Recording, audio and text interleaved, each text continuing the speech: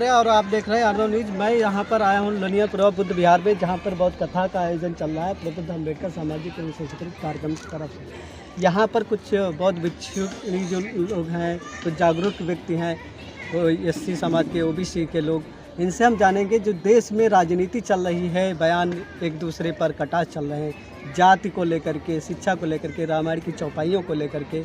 जैसे रामायण की चौपाइयाँ जिस पर कमेंट चल रहा है वो आप सभी लोग जानते होंगे। हम जानना चाहेंगे कि इन लोगों के मन में इस विषय को लेकर के क्या है उठक पुठक। जी, आपका स्वागत है आर्या न्यूज में। देखिए, हमारा ये मानना है कि जैसे पहले तो हमें दबाया गया और सताया गया, तमाम प्रकार के हमारे ऊपर अत्याचार झेले गए हमारे समाज के ऊपर। जो भी निम्न वर्ग जिसे माना जाता है, चाहे वो ओबीसी हो, चाहे कोई भी समाज हो, और हम उसको मानव समाज ही बोलते हैं। हम कैटेगरी में उसे बांटना नहीं चाहते हैं। तो इसलिए समाज तो कैटेगरी में बट रहा है। लोग चर्चा जो कर रहे हैं, जो जाति को लेकर के कमेंट किए जा रहे हैं, इस पर आप क्या कहते हैं? अब लोगों ने जब जातियां बनाई हैं, अब किन लोगों ने जातियां बनाई हैं, इसके लिए उस पर रिसर्च करने की ज़रूरत है, इस पर खोजने की ज़रूरत है। मोहन भागवत का बयान आया है कि जातियां पंडितों ने बनाई है। पंडित का शब्द भी बदल दिया जब उनकी आलोचना पंडित लोग करने लगे। अब आप क्या पंडित शब्द से आते हैं? देखिए, उनकी जो विचारधारा है बहुत समझने की ज़रूरत है। वो गूढ़ शब्द बोलते हैं जिससे समाज में जो है भड़काऊ अलगाव पैदा हो, या भड़काने वाली बात करते हैं जिससे समाज में तमाम से उथल पुथल मचे। तो इसलिए है कि पंडितों का मतलब था, उन्होंने दूसरी जगह मोड़ा, लेकिन उन्होंने अपने का बचाव पक्ष किया। नहीं, क्या आप मतलब जो स्वामी प्रसाद मौर्य का कमेंट था रामायण की चौपाइयों को लेकर के, ढोल गंवार शूद्र पसनारी सब ताड़न का शब्द आप कैसे व्याख्यात करते हैं? हम तो यही ताड़ना का शब्द व्याख्या करते हैं कि मारना, पीटना, सताना, पीटना ही है, और इसके अलावा और कोई शब्द का अर्थ नहीं निकलता है। वो चाहे जैसा अपना शब्द का अर्थ निकाले, लेकिन जहाँ तक हमारी समझ में है या लोगों की समझ में अगर उसको अर्थ निकाला जाएगा तो वो शब्द यही आता है कि ढोल का मतलब है कि वो ढोल भी निर्जीव है जिसे पीटा जाता है। तो इसका मतलब है कि उसको शिक्षा से जोड़ा है, लेकिन वो शिक्षा का अस्तित्व नहीं है। हम लोग जागरूक हो गए हैं, इतना तो समझते हैं कि कितना भी बदलाव करोगे लेकिन ढोल को आप शिक्षा नहीं दे सकते हो, पशुओं को आप शिक्षा नहीं दे सकते हो।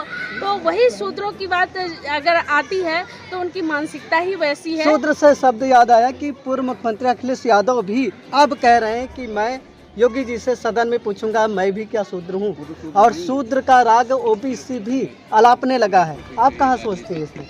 उनकी समझ में आ रहा है धीरे धीरे, इसीलिए वो अपने को समझ रहे हैं। क्योंकि अगर 4 वर्णों का विभाजन देखा जाए तो 4 वर्णों के विभाजन में जो शीर्ष पे है या मध्य में है या उसके नीचे लेवल के स्थान है, उसके नीचे में जाइए तो हमको लगता है कि जितनी भी कैटेगरी है वो सब शूद्र समाज में आती है। नहीं, ओबीसी हर जगह हर जिले में भारत में प्रोटेस्ट कर रहा है, इसका विरोध कर रहा है कि क्या हम भी शूद्र हैं और हमारे ऊपर क्यों बांट करके। क्या अभी ये राजनीति करने का स्वामी प्रसाद मौर्य हो, ये इन्होंने किया, क्या उसका श्रेय मोहन भागवत लेना चाहते हैं? हाँ, बिल्कुल ऐसा लगता होगा, लेकिन हम राजनीति में नहीं जाना चाहते क्योंकि हम धर्मगुरु हैं।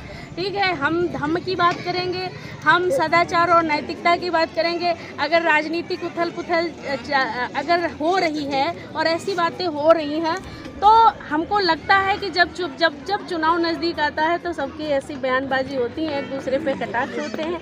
लेकिन ये है कि इतनी हम जहाँ तक समझ पा रहे हैं कि चलो किसी भी समाज में जागरूकता तो आ रही है कि चलिए ढोल गंवार सूर प्रसार ताड़ना का जो शब्द का अर्थ है वो तो समझ में आ रहा है, ये हम मानते हैं। क्या एक स्त्री होने के नाते आप नारी शब्द जो यहाँ पे जोड़ा गया है किस एंगल से देखती हैं?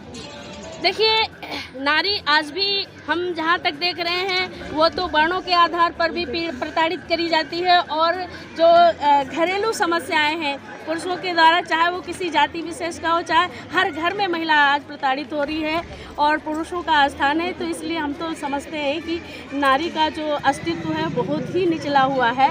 यहाँ पे नारियों को समझना पड़ेगा कि हमारे सम्मान के लिए, उनको अपने सम्मान के लिए, उनको अपने अपने घरों में ही लड़ाई झगड़ा करना पड़ता है। उनको हे दृष्टि से देखा जाता है, उनको गुलाम बना के रखा जाता है। सदैव चला आया है, वो सदैव से चला आया है। जहाँ तक मुझे इतिहास में जो जानकारी मिलती है लेकिन इसके पहले भी देखा जाता है कहीं कहीं जो समझदार व्यक्ति हैं उन्होंने महिलाओं का आदर भी किया है, सम्मान भी किया है। और बाबा साहब के पहले हमको तो नहीं लगता कि था कि नहीं, महिलाओं की बात होती है, SC ST के और OBC वाले तो लोग तो कहते मतलब महिलाएं तो जागृत हो गई हैं, लेकिन जो वर्ण व्यवस्था के आधार पर जो ऊपर कास्ट की जो महिलाएं हैं वो आज भी इसको अपवाद मानती हैं। क्या देखती हैं आप इसको?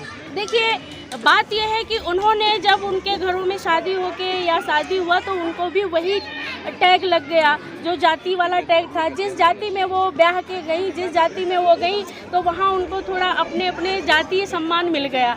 और जब जातीय सम्मान मिला उनको तो अपने घरेलू अपमान को भूलती चली गई। इसमें ये इसीलिए वो अपवाद मानती हैं। अगर हम इतना तो ज़रूर कहेंगे, अगर बाबा साहब ना आए होते तो शायद IAS PCS और जो बड़े बड़े पदों पे महिलाएं जो बैठी हैं नहीं बैठ पाती। मेरे साथ में एक कवित्री हैं, SC समाज से बिलॉन्ग करती हैं, मालती देवी नाम है। मैं जानना चाहूँगा, विमला रानी, मैं नाम भूल गया, विमला रानी नाम है। मैं उनसे जानना चाहूँगा आप कैसे देखती हैं इन रामायण की चौपाइयों को, क्योंकि आप एक कवित्री हैं। आपकी बताइए मैम। मेरा मानना है ये जो चौपाई लिखी थी तुलसीदास जी ने, इसकी और इस पे किसी ने विरोध नहीं किया आज तक। किसी औरत ने इस चौपाई का विरोध नहीं किया। अब तो खुल करके लोग आने लगे हैं, औरतें भी कहीं कहीं मतलब विरोध कर रही हैं, मैम भी कह रही हैं। आप कहाँ देखती हैं एक महिला? असर है, इसलिए औरतें कहीं कहीं देख रही हैं। लेकिन अपर कास्ट की महिलाएं आज भी नहीं मानती कि अम्बेडकर की दया से हम IAS PCS या ऊंचे पदों पर बैठे हैं।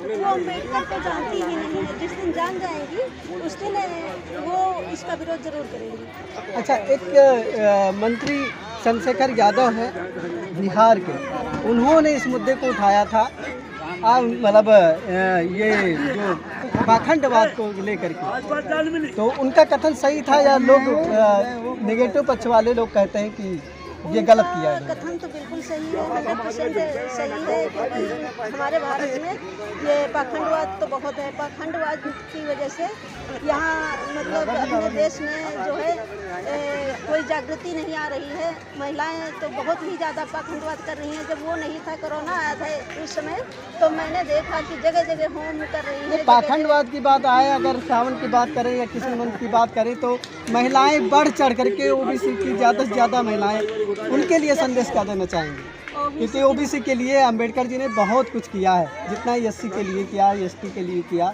समाज के हर वर्ग की महिलाओं के लिए किया। आप OBC की खास करके महिलाओं के लिए जो कहीं की भी नहीं दिखती, शूद्र वर्ण में आती है, वर्ण के हिसाब से देखा जाए, तो आप कैसे देखते हैं उनके लिए क्या संदेश देना चाहेंगे? अभी समझ नहीं पा रही है कि हम क्या हैं, हमारा अस्तित्व क्या है हमारे समाज में, क्योंकि हमारे घर में मेरा अस्तित्व क्या है, मेरे परिवार में मेरा अस्तित्व क्या है, मेरे समाज में मेरी भूमिका क्या है। और जिस दिन इस ताकत को समझ जाएंगे उस दिन इसका विरोध जरूर करेंगे। धन्यवाद। धन्यवाद आनंद से जुड़िए।